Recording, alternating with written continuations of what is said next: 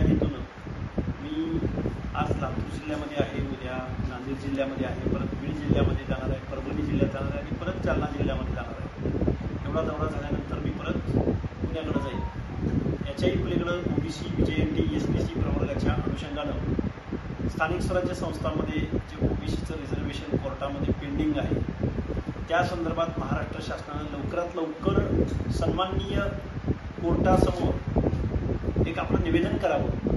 लवकरात लवकर हिअरिंग संपून OBCचं आरक्षण पूर्ववत होऊन या महाराष्ट्रामधल्या स्थानिक स्वराज्य संस्थांच्या निवडणुका व्हाव्यात या दृष्टिकोनातून आम्ही आज प्रत्येक जिल्ह्यामध्ये तालुक्याच्या ठिकाणी बैठका घेत आहोत, संवाद साधत आहोत. याच्याही पलीकडे जाऊन महाज्योतीला निधी मिळावा, जातनिहाय जनगणना व्हावी, मुलांचे स्कॉलरशिप वेळच्या वेळेवर मिळाव्यात, आश्रमशाळांना निधी उपलब्ध व्हावा, या असे अनेक प्रश्न OBC JNT SBCचे जे प्रश्न आहेत या प्रश्नावरती संवाद साधण्यासाठी आम्ही प्रत्येक तालुक्याच्या ठिकाणी जिल्ह्याच्या ठिकाणी जात आहोत. OBCचं स्थानिक स्वराज्य संस्थेचं जे आरक्षण गेल्या 5 वर्षापासून त्यावर कोर्टामध्ये खटला चालू आहे. कोर्ट OBCचा जो आहे डाटा माग, परंतु आपलं शासन जे आहे आणि हे डाटा सबमिट करेल, काय म्हणणार? हे बघा, सन्माननीय सर्वोच्च न्यायालयानं महाराष्ट्रामधल्याच प्रश्नावरती हिअरिंगमध्ये सुनावणीमध्ये सांगितलेलं होतं की महाराष्ट्रामधलं जोपर्यंत OBCचं SC STचं तुलनात्मक प्रमाण जोपर्यंत प्रूव्ह होत नाही किंवा समोर येत नाही तोपर्यंत इथल्या निवडणुका घेण्यात येऊ नयेत. म्हणजे इम्पेरिकल डेटा सर्वोच्च न्यायालयानं महाराष्ट्र शासनाकडे मागितलेला होता. गेल्या 4-5 वर्षापासून महाराष्ट्र शासन जे फुले शाहू आंबेडकरांचं नाव उठसूट घेत असतं ते शासन हा इम्पेरिकल डेटा कलेक्ट करण्यासंदर्भात आजही उदासीन असलेलं दिसून येतं. याच्या अगोदरचीही सरकार तशाच पद्धतीनं उदासीन होती. त्याच्या पाठीमागून बिहारनं सोशो इकॉनॉमिकल स्टडी पूर्ण केला, उत्तराखंडनं हा डाटा पूर्ण केला, इम्पेरिकल डेटा कलेक्ट केला, तमिळनाडूनं पूर्ण केला, कर्नाटक पूर्ण करतंय. पण फुले शाहू आंबेडकर ज्या महाराष्ट्रामध्ये हे प्रकरण चाललं, ज्या महाराष्ट्राच्या नंदुरबार वगैरे परिसरामधल्या निवडणुकांच्या संदर्भात जजमेंट आलं, तो महाराष्ट्र मात्र या OBCच्या बाजूनं किंवा इम्पेरिकल डेटा कलेक्ट करण्यासाठी आजही तयार दिसून येत नाही. याचा परिणाम असा होणार आहे, उद्या सुनावणी सुरू झाली तर महाराष्ट्र शासन त्या सुनावणीला सामोरं जात असताना कुठल्याही अधिकृत डाट्याशिवाय या हिअरिंगला या सुनावणीला सामोरं जाणार आहे. त्यावेळी सन्माननीय सर्वोच्च न्यायालय कशा पद्धतीचा निर्णय घेणार आहे याची चिंता OBCच्या मनामध्ये आहे. जर महाराष्ट्र शासनानं बांटिया समितीच्या शिफारसी किंवा बांटिया समितीची जर माहिती कोर्टासमोर मांडण्याचा प्रयत्न केला तर OBCचं आरक्षण ज्या 56,000 जागा महाराष्ट्रामध्ये OBCच्या आहेत त्याची संख्या 56,000 वरून 32-33-34 हजारावर येणार आणि OBCचं आरक्षण अर्ध संपणार आहे. पुन्हा त्यामध्ये नव्यानं जे OBCमध्ये आलेले जे काही जाती आहेत, प्रवर्ग आहेत, त्यांची परत स्पर्धा या महाराष्ट्रामध्ये असणार आहे. आणि जो मूळ OBC आहे, जो सामाजिक न्यायाच्या प्रतीक्षेमधला OBC आहे, त्यांच्यावरती खूप मोठा अन्याय होत आहे. तेव्हा मायबाप सरकारनं या प्रश्नावरती लक्ष घालून महाराष्ट्रामधला सुद्धा इम्पेरिकल डेटा कलेक्ट झाला पाहिजे. मला या गोष्टीची कल्पना आहे की केंद्रानं जातनिहाय जनगणना करण्यास नकार दिलेला आहे, असमर्थता दर्शवलेली आहे.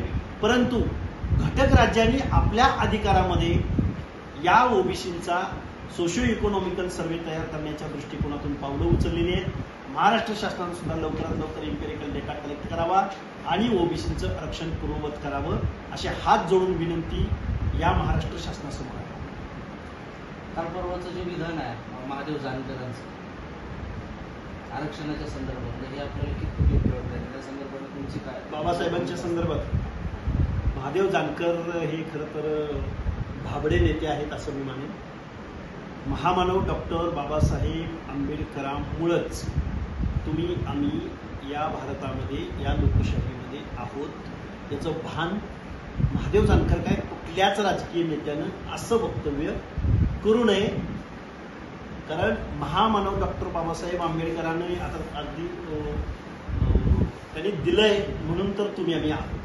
त्यामुळे डॉक्टर बाबासाहेब आंबेडकरांनी who we are the Shudras या पुस्तकामध्ये OBCची जातनिहाय जनगणना झाली पाहिजे किंवा OBCचं सोशो इकॉनॉमिकल स्टेटस पुढं आलं पाहिजे. यासाठी स्वातंत्र्यपूर्व कालखंडामध्ये मागणी केलेली होती. महादेव जानकरांचं अज्ञान आहे. 340व कलम हे ओबीसी साठी आहे आणि मग 341व आणि 42व SC ST साठी आहे. म्हणजे कलम 341 42च्या अगोदर 340 कलमासाठी आग्रह धरणारे महामानव डॉक्टर बाबासाहेब आंबेडकर आहेत. महामानव डॉक्टर बाबासाहेब आंबेडकरांनी आपल्या कायदेमंत्री पदाचा राजीनामा देताना हिंदू कोड बिलाला विरोध केलाच, महिलांच्या कायद्यांचा आग्रह धरलाच, पण त्यामध्ये ओबीसींचं आरक्षण म्हणजे 340व्या कलमाची अंमलबजावणी आणि राष्ट्रीय मागासवर्ग आयोगाची स्थापना शासनाकडून होत नाही. म्हणून डॉक्टर बाबासाहेब आंबेडकरांनी ओबीसींच्या साठी आपल्या कायदेमंत्री पदाचा राजीनामा दिला. आपल्या कायदेमंत्री पदाचा राजीनामा देणारे डॉक्टर बाबासाहेब आंबेडकर कुठं आणि कुठलाही अभ्यास नसताना बेजबाबदार वक्तव्य करणारे हे नेते कुठं? ज्यांना ज्यांना या लोकशाहीमध्ये आपलं नेतृत्व किंवा जे काही व्यक्त व्हायचं ते अभ्यासानं व्हावं. कारण जनता आता वेळी राहिलेली नाही. प्रत्येक तरुणाच्या हातामध्ये मोबाईल आहे. एका क्लिकवरती ज्ञान उपलब्ध आहे. त्यामुळे कुठल्याही पुढाऱ्यानं डॉक्टर बाबासाहेब आंबेडकरांच्या बाबतीमध्ये व्यक्त होत असताना जबाबदारीने व्यक्त व्हावं. आता एक सध्या सुरू असलेल्या 14 एप्रिलला झालेले डॉक्टर बाबासाहेब आंबेडकरचे जसं महादेव जानकरांचं विधान आलं त्याच पद्धतीनं बरेचसे ओबीसी या जयंतीला अडचणी निर्माण करण्यात दिसत आहेत आणि अशा पद्धतीचे गुन्हे सुद्धा विविध पोलीस स्टेशनमध्ये नोंद होत आहेत. बरेचसे ठिकाणी हे वाद आपापसात गावात मिटवले जातात. या अनुषंगाने आपली काय भूमिका काय म्हणतात? बघा, डॉक्टर बाबासाहेब आंबेडकरांची जयंती धुमधडाक्यात साजरी होणं, उत्साहात साजरी होणं, त्याचं मी एक सकारात्मक अँगलनं त्याचं समर्थन करेन. कारण बाबासाहेबांच्या जयंतीला जल्लोष करायचा नंतर कधी करायचं, पण त्याचं स्वरूप मात्र विधायक असतं. प्रबोधनाचे कार्यक्रम मागं पडले आणि डीजे संस्कृती पुढे आली. डॉक्टर बाबासाहेब आंबेडकरांना काय म्हणायचं होतं व त्यांनी तुम्हाला संदेश काय दिला?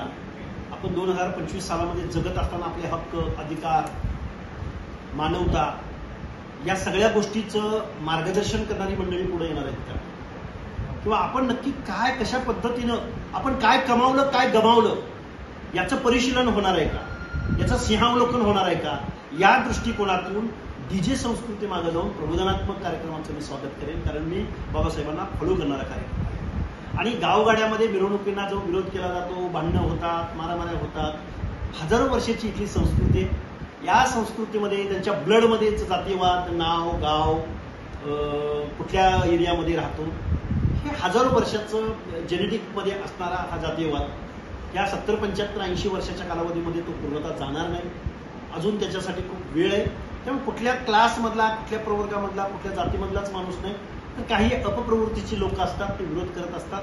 माझी सर्व आंबेडकरी अनुयायांना सुद्धा विनंती असेल, ओबीसींना विनंती असेल किंवा देशभरातल्या सगळ्या नागरिकांना विनंती असेल, डॉक्टर बाबासाहेब आंबेडकर हे कुठल्या जातीपुरते, कुठल्या पातीपुरते, अरे पशु पक्ष्यांचा कायदा लिहिणारे, महिलांविषयी कायदे लिहिणारे, लोकशाही देणारे, प्रत्येक माणसाला या समाज व्यवस्थेतल्या शेवटच्या घटकापर्यंत या लोकशाहीच्या योजना पोहोचल्या पाहिजेत यासाठी आग्रह धरणारे डॉक्टर बाबासाहेब आंबेडकर होतं.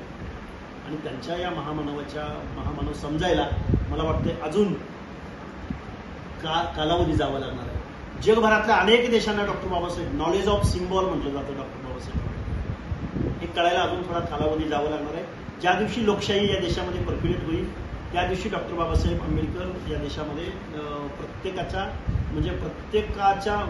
म्हणजे अजून लोकशाही समजलीच नाही. जोपर्यंत लोकशाही समजणार नाही तोपर्यंत डॉक्टर बाबासाहेब आंबेडकर समजणार नाही असं मला वाटतं. सध्या महाराष्ट्रामध्ये जर बघायला गेलं तर गुन्हेगारीच्या प्रमाणामध्ये वाढ झाली आहे. धार्मिक जाती तेढ निर्माण होऊन अनेक ठिकाणी वैयक्तिक टार्गेट करून काही ठिकाणी अन्य अत्याचाराच्या घटना वाढत आहेत सातत्यानं. त्याच्या पाठीमागे बघा, गुन्हेगारी ही पहिल्यापासून आहेच. आत्ताच गुन्हेगारी नव्यानं उफाळून आली असं काही नाही. परंतु प्रॉब्लेम असा आहे की डिजिटल मीडियाच्या जमान्यामधून कुणावर अन्याय अत्याचार होत असेल तर तो लगेच लोकांपर्यंत जातो. त्याचा सामाजिक त्याला विरोध होतो आणि ही खरं तर डिजिटल क्रांती आहे. तुम्ही सर्वजण मंडळी इथं माझ्यासमोर उपस्थित आहात. पहिल्यांदा एका ओळीची बातमी येण्यासाठी जिल्ह्याच्या म्हणजे 3-3, 4-4 दिवस लागायचे, पण आजचा डिजिटल जमाना आहे.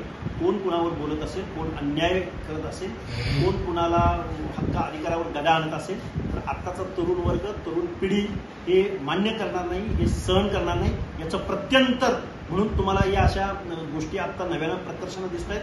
त्याच्या मागं आत्ताची जी डिजिटल क्रांती आहे तिचा परिणाम आहे.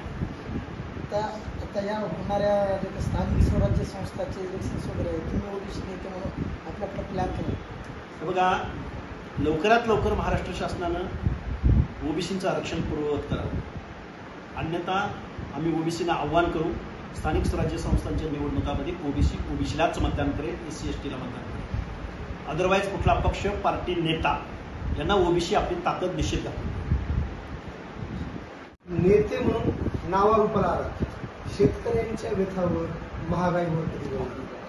हे बघा, मी ओबीसी या क्लासविषयी जरी बोलत असलो तरी ओबीसी हा शेतकऱ्यावर अवलंबून असल्या कारणानं, कारण ओबीसी जर शेतकरी सुखी तर ओबीसी सुखी, शेतकरी पोशिंद्यात जर अडचणीत असेल तर ओबीसी स्वस्त बसणार नाही. ओबीसी सुद्धा शेतकऱ्यांच्या प्रश्नावर, ओबीसीची चळवळ शेतकऱ्यांच्या प्रश्नावर निश्चित शेतकऱ्यांच्या बाजूने असेल. तर आणखी एक प्रश्न आहे, भारतीय जनता पक्ष स्वतःला काय म्हणतो की या पक्षाचा DNA हा ओबीसीचा आहे, पण आता या पक्षाचं सरकार असताना देखील ओबीसीच्या सामाजिक न्यायाची भारतीय जनता पार्टीनं आपला DNA ओबीसी असल्याचं वक्तव्य किंवा असल्याचा जो दावा आहे त्यांचा, तो या महाराष्ट्रामध्ये स्थानिक स्वराज्य संस्थांमध्ये ओबीसीचं आरक्षण पूर्ववत करून त्यांनी दाखवून द्यावं. अन्यथा भारतीय जनता पार्टी असो, अलायन्स असो, किंवा काँग्रेस, राष्ट्रवादी, शिवसेना अलायन्स असो, ओबीसींना आता कळतंय, ओबीसीच्या तरुण वर्गाला आता कळतंय, या स्वतंत्र महाराष्ट्रामध्ये, स्वतंत्र भारतामध्ये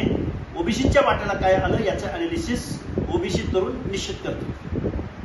भाजपच्याच सत्ता आहे सध्या आणि तुम्ही त्यांच्याच समर्थनामध्ये राहत असाल, मग ओबीसी बांधवांना आपल्याकडून चॉकलेट दिलं सगळं असं वाटत नाही? हे बघा, आरक्षणाच्या बाबतीत हे बघा, विधानसभेमध्ये आम्ही ओबीसी चळवळीने आम्ही एक व्यावहारिक निर्णय घेतलेला आहे.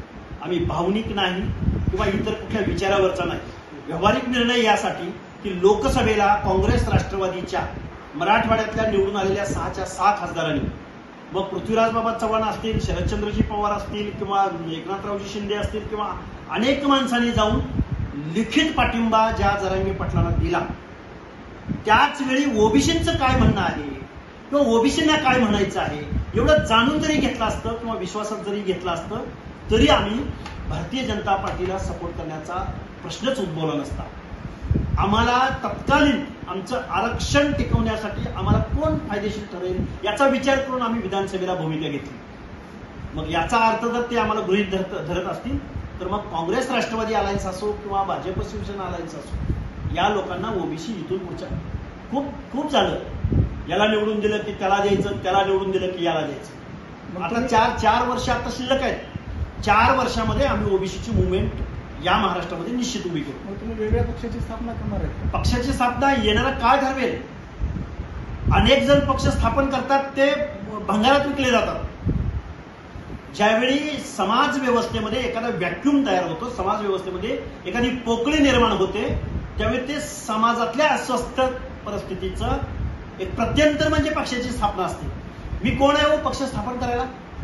मला मस्त वाटतं माझा पक्ष स्थापन करावा, देशाचा पंतप्रधान व्हावा. करतील लोक.